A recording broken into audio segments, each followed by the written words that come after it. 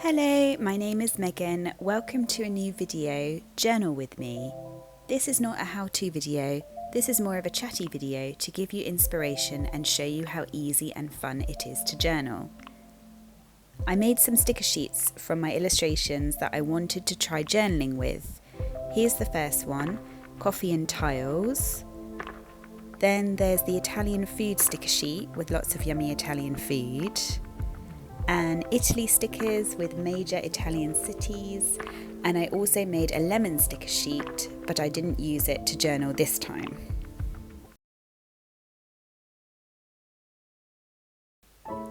The first sticker sheet I'm going to use is the coffee and tiles set. I really wanted to go with a vintage aesthetic, which I kind of did for every page. So I basically searched on Pinterest for celebrities from the 50s and 60s drinking coffee, and I found a nice one of Marilyn Monroe and another lady who I can't remember who she is, unfortunately, and I found a dreamy kitchen setup, and I also printed off one of my own illustrations that I made of a mocha pot. And looking at this now, I realise I also included a photo I took at a local cafe of a brownie and a coffee, which was really nice memory to put in. Then I had a go at handwriting a quote.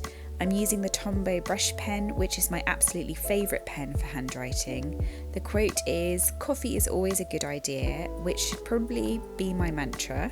I always need coffee in my life. In fact, I've got to the point where I think I'm addicted, and I can survive without a coffee for a day or two, but I can't stand bad coffee, and if I have some, it puts me in a bad mood for the rest of the day. So I guess I'm addicted to good coffee. Let me know if you're the same, or if you're more of a tea lover. I do love tea too, I just prefer my first drink of the day to be coffee. This is my little mocha pot and coffee cup illustration that fits perfectly with the style. I made this illustration originally for a calendar that I made a few years ago. I used some of my tile stickers to decorate around the photos. These are really cute, and I designed them so you could put several of the tiles together and have a little tile background or use them individually.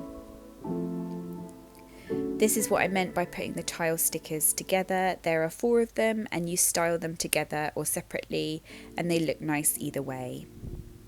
It's so relaxing and therapeutic to move the images around the page and decide where they should be stuck. I think I did the whole 3 double spread pages, and it took me about an hour, and it was refreshing to not look at a screen and just spend time with paper and stickers. I also bought another tile sticker sheet when I was in Amsterdam, so it's really lovely to include them in my journal, and then I can remember memories of visiting Amsterdam too. I then wrote a little paragraph that talks about why I love coffee. This is what it says. One of my favourite things to do is visit a new place and stumble across a cute little cafe that makes the most delicious coffee. I love exploring towns in the UK, particularly by the sea, and towns or cities abroad. Having a coffee is a chance to sit and take in the day and appreciate the morning. A good cup of coffee is everything, and a bad cup of coffee never hits quite right. I used this journal at a market recently to demonstrate how you could use some of my stickers, and one lady read this little piece of writing and told me that she 100% agrees. Then I tried doing some doodles, and I put some final stickers down. I didn't really plan this, but the images have all kind of come together with a similar colour palette, blues and greys, which is a really nice surprise. I suppose you could create a colour palette beforehand and match your images to it, or you could just do what I did and collect the images you like, and they will all fit together somehow. I found this sweet image of some little old ladies sipping some coffee, and I hope that I look that stylish when I'm older. I really like how this page came together, and I love how it's an ode to coffee and moments in the morning. Alright, the next one's theme is Italy, and it was really tough to choose the images for this one. There are so many to choose from, but in the end I chose places that I have been to, so I chose Venice, Milan, Florence, Rome and Pompeii. It's really fun to search on Pinterest for images, and I found some of my favourites by scrolling down on an image that I'd clicked on and looking at the option that Pinterest gives you, which is called More to Explore, because they find similar images for you, and often I preferred the images that were connected to the image that I had selected. I found this lovely photo of Audrey Hepburn on a Vespa, and some of the photos I took, like the photo in the bottom left corner, I went to this exhibition in Milan in 2020. So for Rome, I chose this photo from the film Roman Holiday. If you haven't seen this film already, then I'd definitely watch it. Also, talking about things to watch, I would also recommend the new TV series Ripley. It's filmed in black and white, and a lot of it is set in Rome, and the cinematography alone is just so good. It makes you feel like you're in Rome, and it just captures like lots of little details of Italian apartments, and particularly Roman apartments, I suppose. And yeah, he does visit the main parts of Rome, like some of the famous areas, but he also, you see like a typical street in Rome and things like that. Milan has a photo of an exhibition that I went to of Vivian Maier. I would also recommend looking at Vivian Maier's work. She was a nanny in the 50s and 60s in the US.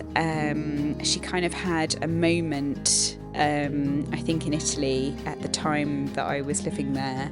There was an exhibition of her work in Milan, and then there was also one in Genoa. And she took hundreds of photos, but nobody knew about them. They were only discovered after she died. I think she left them all in a storage unit, and it got auctioned off, and then people discovered like how beautiful her photos are. And she just captured ordinary people in Chicago, and I think some other cities as well. I don't even think the people that she had photographed knew that they were being photographed. And maybe I should do a YouTube video about her work, because I just found it so fascinating that she took all of those photos and never shared them with anyone. Anyways, there was an exhibition of her work in Milan, and I went on a solo date to go and see it because I really wanted to see it.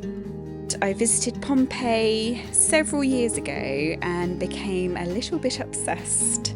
I'm currently reading Mary Beard's book about Pompeii, and I find it really interesting.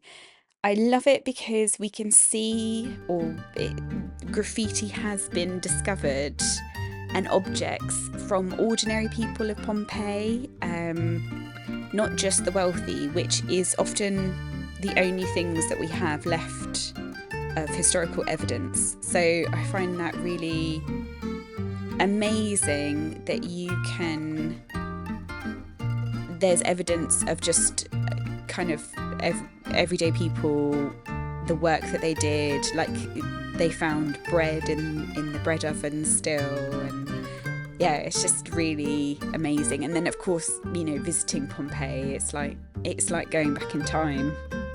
It's amazing. And for Venice, I chose what I think is an advertisement or a leaflet from a hotel in Venice. I absolutely love how my little gondola sticker fits with the Venice poster, and it's so cute. Then I wrote a little bit about Italy, and this is what it says. Oh, Italy, I love your beauty, your history, your food, and your weather. I can't believe I lived there for 7 years, and yet there are still places that I want to visit. Pompeii, I will always want to visit again and again as new things keep being discovered. It's funny how such simple acts like hanging out, washing, can look so beautiful and sweet in Italy. I miss so much Italian pizza and pasta.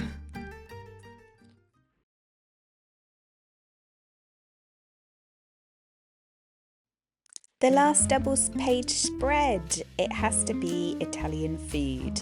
So this recipe I actually made years ago, probably like 5 or 6 years ago.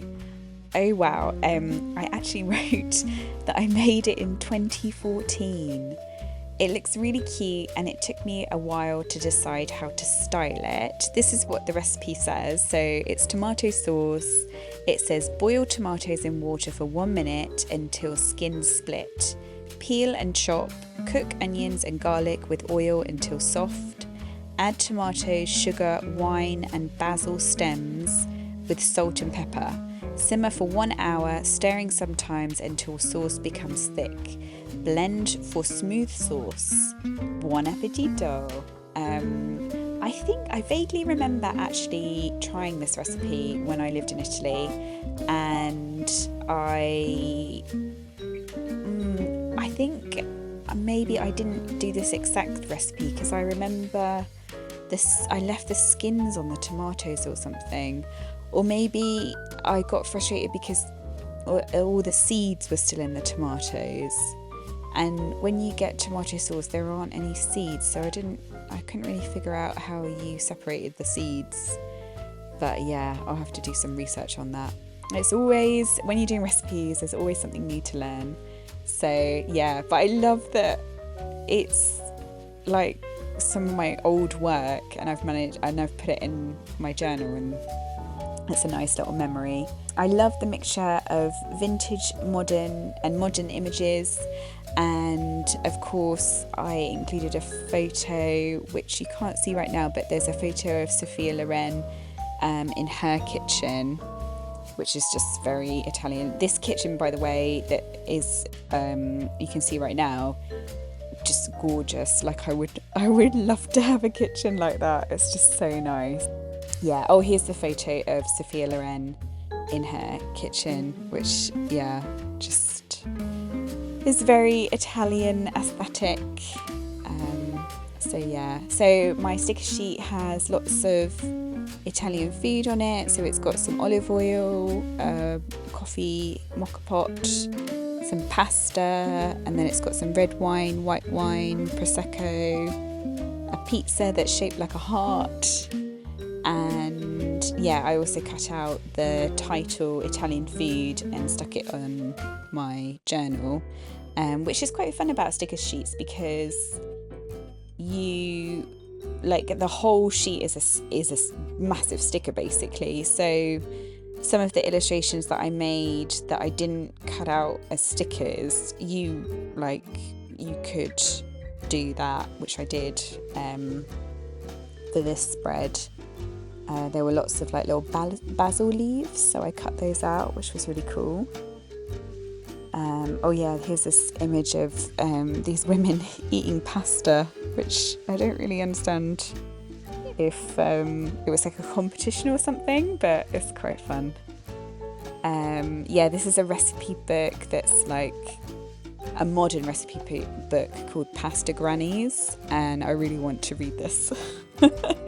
Because I think they basically like interviewed loads of Italian grandmas on how they make pasta, and yeah, it just sounds like a really nice book to kind of work your way through the recipes. Oh yeah, and this is like a vintage poster of Barilla pasta, which is really cool. By the way, I don't really know what I'm doing with this journal. Like, I created these pages to demonstrate to customers at my markets on how they could use my stickers or style my stickers.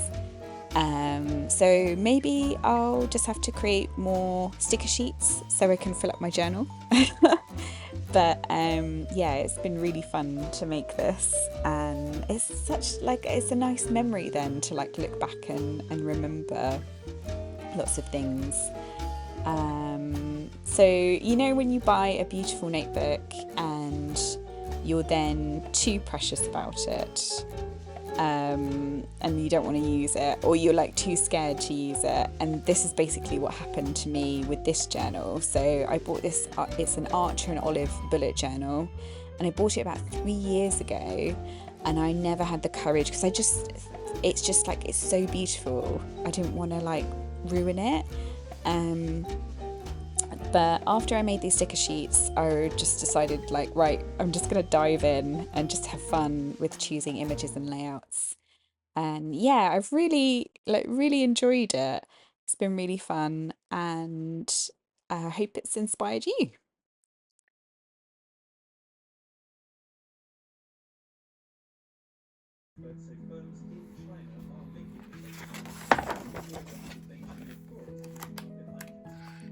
And here are the final spreads. Let me know what you think, and if you ever want an activity that's fun and creative and will get you away from a screen, I highly recommend trying journaling. It's been so fun and really relaxing as well. Thanks for watching, and well done if you made it to the end. Please like and subscribe if you want to, and you can follow me on Instagram or TikTok. My name is at Megan H. Bentley, and I'll see you next time. Thanks. Bye.